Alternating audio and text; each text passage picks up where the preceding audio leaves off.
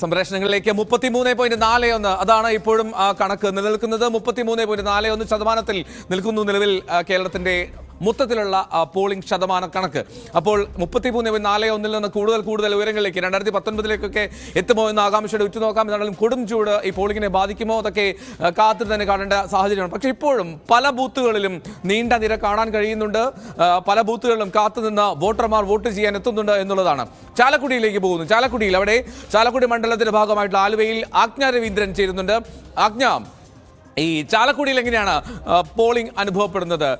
എനിക്ക് തോന്നുന്നു ഇപ്പോൾ 34% വോട്ടർമാർ അവിടെ പോൾ ചെയ്ത് കഴിഞ്ഞു. ഇനി 2020 എന്നുള്ള ഒരു സംഭവം, അത് ഒരു വലിയ പ്രതിഭാസമായി ചാലക്കുടിയിൽ നിൽക്കുന്ന ഒരു സാഹചര്യമുണ്ടല്ലോ. അപ്പോൾ അവർക്ക് പൂർണ്ണമായും അവരുടെ വോട്ടർമാർ എത്തിക്കാൻ കഴിഞ്ഞു എന്നുള്ളതൊക്കെ ഏത് മുന്നണിക്ക് അനുകൂലമാകും പ്രതികൂലമാകും എന്നത് നിർണ്ണയിക്കും എന്നുള്ളതാണ് ഏറ്റവും പ്രധാനം. അപ്പോൾ ചാലക്കുടിയിൽ കണ്ട കാഴ്ച എന്താണ് ആജ്ഞ?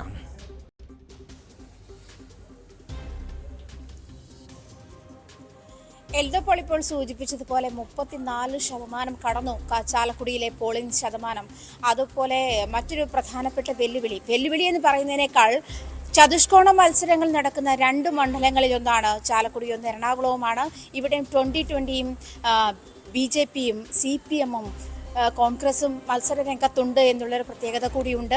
അതുകൊണ്ട് തന്നെ നമ്മൾ നേരത്തെയൊക്കെ ചർച്ച ചെയ്തിട്ടുള്ളതുപോലെ UDF വിരുദ്ധർ LDFിനോ അതല്ലെങ്കിൽ LDF വിരുദ്ധരും UDF വിരുദ്ധരും BJP എന്നൊരു ഓപ്ഷൻ അല്ലെ NDA എന്നൊരു ഓപ്ഷൻ മറ്റെല്ലാ മണ്ഡലങ്ങളിലും ഉള്ളതുപോലെ പക്ഷേ ഇവിടെ 4ാമതൊരു ഓപ്ഷൻ കൂടി ഉണ്ടാവുകയാണ്.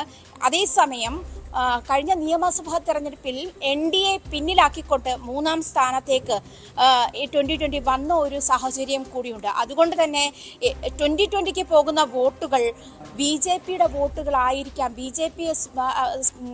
കണ്ടമാനം BJPയുടെ പോളിംഗ് ശതമാനം കുറയാനുള്ള സാഹചര്യം കൂടിയുണ്ട്. കഴിഞ്ഞ ലോക്സഭാ തെരഞ്ഞെടുപ്പിൽ 1.5 ലക്ഷത്തിലേറെ വോട്ടുകൾ BJP പോൾ ചെയ്തു എന്നൊരു സാഹചര്യം കൂടിയുണ്ട്.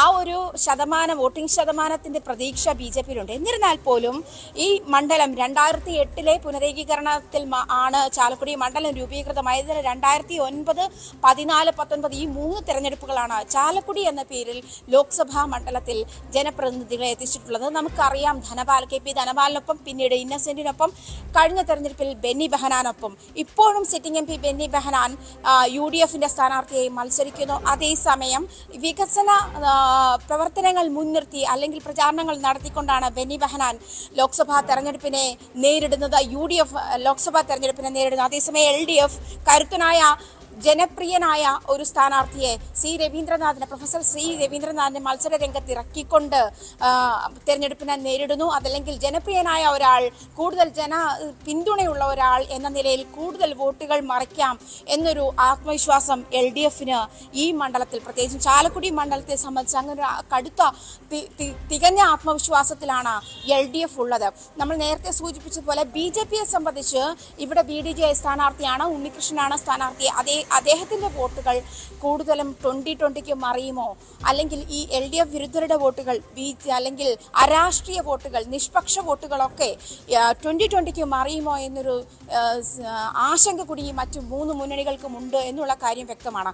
ഇപ്പോൾ 34% കടന്നിരിക്കുകയാണ് ചാലക്കുടി മണ്ഡലത്തിലെ വോട്ടിംഗ് പെർസെൻറ്റേജ്. ഞങ്ങളിപ്പോൾ നിൽക്കുന്ന വിദ്യാധിരാജ മണ്ഡലത്തിലാണ്. ഇന്ന് രാവിലെ മുതൽ ഇവിടെ വലിയ പോളിംഗ് ആണ് രേഖപ്പെടുത്തിയിട്ടുള്ളത്. പക്ഷേ ഇപ്പോൾ ചൂട് കൂടിയത് കൊണ്ടായിരിക്കാം ആളുകളുടെ എണ്ണം കുറഞ്ഞിട്ടുണ്ട്. എന്നിരുന്നാൽ പോലും വലിയ ഒരു ശതമാനം ആളുകൾ വോട്ട് ചെയ്തു എന്ന് ഡ്യൂട്ടിയിലുള്ള പോലീസ് ഉദ്യോഗസ്ഥർ നമ്മളോട് സാക്ഷ്യപ്പെടുത്തിയിട്ടുണ്ട്. നമുക്ക് അദ്ദേഹത്തോട് കൂടുതൽ ചോദിക്കാം.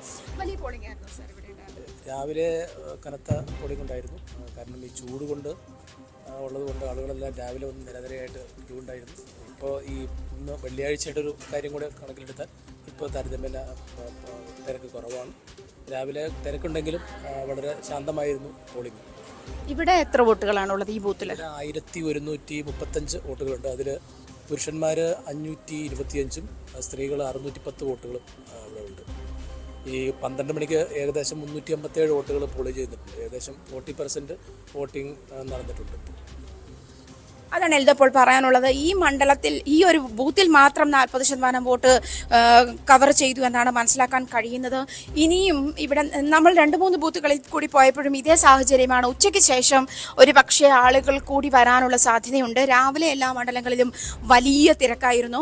അതേസമയം ഇന്ന് വെള്ളിയാഴ്ച കൂടിയാണ്. പള്ളിയിൽ പോകുന്ന ആളുകൾ മുസ്ലിം കമ്മ്യൂണിറ്റിയെ കൂടി വിലയിരുത്തിക്കൊണ്ട് കണക്കിലെടുത്തുകൊണ്ട് പള്ളിയിൽ പോകുന്ന ആളുകളുടെ വോട്ടുകൾ കൂടി ഒരു പക്ഷേ വൈകുന്നേരം പോൾ ചെയ്യാനുള്ള സാധ്യതയുണ്ട് എന്നാണ് മുന്നണിയുടെ വിലയിരുത്തൽ. ഇവിടുത്തെ ഒരു യാക്കോബായ ക്രിസ്ത്യൻ കമ്മ്യൂണിറ്റി വോട്ടുകളുടെ സ്വാധീനം എല്ലാ മുന്നണികളെയും ആശങ്കയിലാക്കുന്നുണ്ട്. പ്രത്യേകിച്ചും യാക്കോബായ സഭയുടെ വോട്ടുകൾ കൂടുതലാണ്.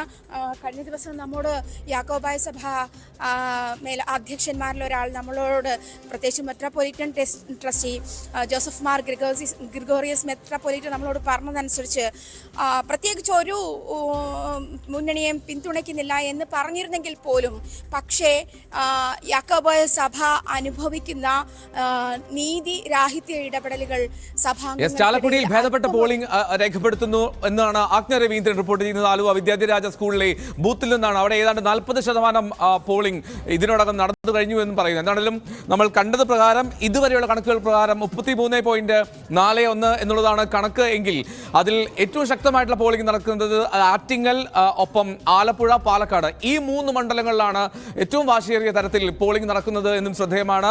ഈ 3 മണ്ഡലങ്ങളിൽ 35% മുകളിലേക്ക് എത്തി പോളിംഗ്. ഏറ്റവും കുറവ് അത് പൊന്നാനിയിലാണ്. വീണ്ടും